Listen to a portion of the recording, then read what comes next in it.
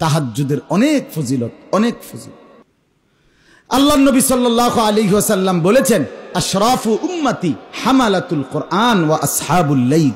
আমার উম্মতের সর্বশ্রেষ্ঠ সম্মানী মানুষ তারা যারা হামালাতুল কোরআন, যারা কোরআন হৃদয়ের মধ্যে ধারণ করে এবং যারা রাত্রি জেগে নামাজ পড়ে।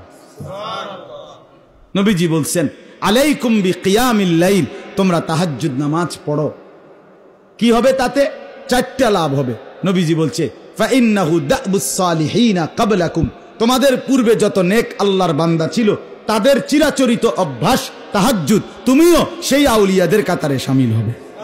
2, আহুয়া কুরবাতুন লাকুম ইলা রাব্বিকুম, তাহাজ্জুদ তোমাকে আল্লাহ তাআলার একদম ঘনিষ্ঠ বানায় দিবে। 3 নাম্বার, ও মুকাফফারাতুন লিসসাইয়্যাত, তোমার গুনাহগুলো মিটাইয়া দিবে।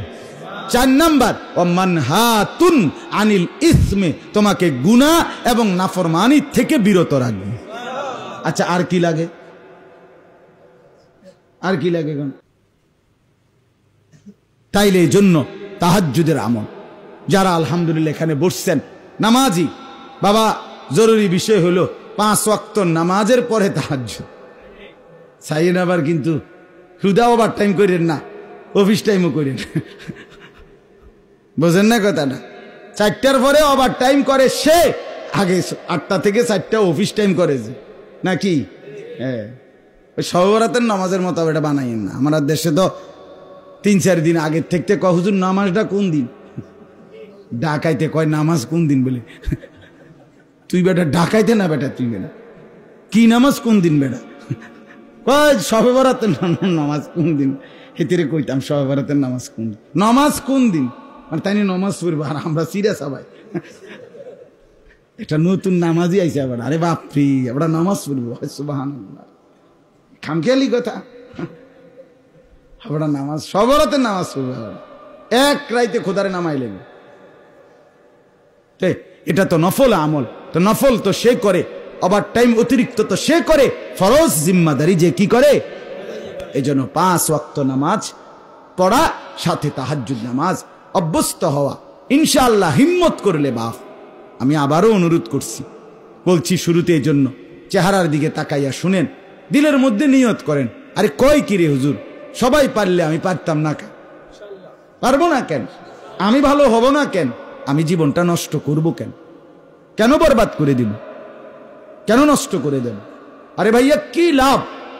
পরের নারী দেখে লাভ কি? অশ্লীল ছবি দেখে লাভ কি? কোন শখটা মিটছে কোন দিন?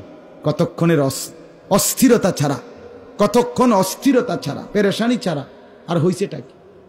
এই টেলিভিশন, এই নাটক, সিনেমা, এই নাজায়েজ ছবি, মোবাইলের অস্থির দৃশ্য দেখে খুব বেশি আমরা কি পাইলাম? কিচ্ছু লাভ হয় না, শুধুই কেবল অস্থিরতা বাড়ে, শারীরিক সক্ষমতা কমে, যৌন চাহিদা, যৌন ক্ষমতা কমে যায়, শরীর নিস্তেজ হয়ে যায়, আখেরাত বরবাদ হয়ে যায়। আখেরাত বরবাদ হয়ে যায়। গুনাহ চেহারা কালো করে দেয়, অন্তর অন্ধকার করে দেয়, শরীর দুর্বল করে দেয়, রিজিক কমিয়ে দেয়, মানুষের অন্তরে ঘৃণা তৈরি করে। এই 5টা ক্ষতি। এজন্য দয়া করে গুনাহ ছেড়ে দেই, রাত্রিবেলা জাগার অভ্যাস করি, আল্লাহ তৌফিক দান করে। 2 নাম্বার হলো ওয়ারাত্তিলিল কোরআনা তারতিলা। আল্লাহ তাআলা বলছেন, বন্ধু সাথে বিশুদ্ধ মনোযোগের সাথে স্পষ্টভাবে শুদ্ধ করে কোরআনুল কারীম তেলাওয়াত করেন। এই দ্বিতীয় আমল হলো বিশুদ্ধ কোরআন তেলাওয়াত। দ্বিতীয় আমল কি বলেন? 3 নাম্বার, ওয়াযকুর ইসমা রাব্বিক। 3 নাম্বার আমল হলো সর্বদা আল্লাহ তাআলার জিকির করো। এই আমল হলো 3টা। প্রথম 3টা, রাত্রি জেগে তাহাজ্জুদ, বলেন তো। 2, বিশুদ্ধ কোরআন তেলাওয়াত। 3, সর্বদা আল্লাহ তাআলার জিকির। কয়টা হইল? আবার কোন? শুধু কোরআন করে হইতো না, বিশুদ্ধ কোরআন করে। আমনে কইরা পড়বেন, বক্কর চক্কর গুলো হইতো না, বিশুদ্ধ হইতে হবে। হ্যাঁ হ্যাঁ, সহি শুদ্ধ হইতে হবে তেলাওয়াত। আমি এই বয়স নাই, আমি স্কুলে পড়ছি, অথবা ছোটবেলায় আব্বাই কামে লাগাইয়া দিছে, বয়স হইয়া গেছে, এসব ফাঁক না আলাপ করলে হতো না। আপনাকে শিখতেই হবে। চেষ্টা করতেই হবে।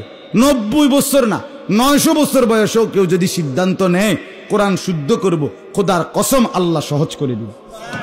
আল্লাহর ওয়াদা এটা, বান্দা আও না তুমি, আমি দেখো না সহজ করিনি।